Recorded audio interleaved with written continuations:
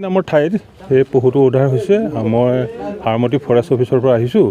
আমাৰ ডিমৌ থানাৰ আৰু আমাৰ ফৰেষ্ট ষ্টাফে ইয়াৰ পৰা লৈ আহিছে। মই ইয়াৰ পৰা মেডিকেল লৈ যাম, ভেটেৰিনেৰী ডাক্তৰক দেখুৱাম, সিহঁতে কি ট্ৰিটমেণ্ট কৰিব লাগে কৰিব।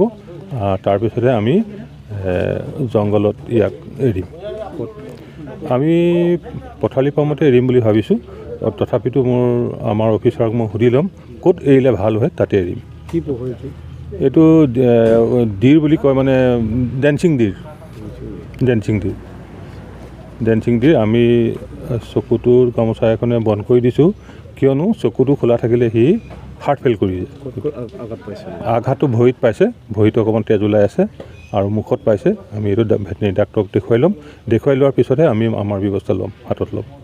অহা সন্দেহটোতো হয়তো কাজিৰঙা ছাইডৰ পৰা আহিছে, মজ'ৰব নামৰ জেগাতহে উদ্ধাৰ হৈছে।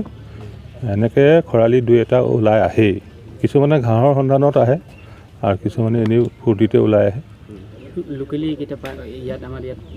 লোকেলি ইয়াত এইটো মই দেখা নাই, এনেকুৱা হৰিণা দেখা নাই, কিন্তু এইটো সম্ভৱ সেই ছাইডৰ পৰা আহিছে যেনো অনুমান কৰিব পাৰিছোঁ।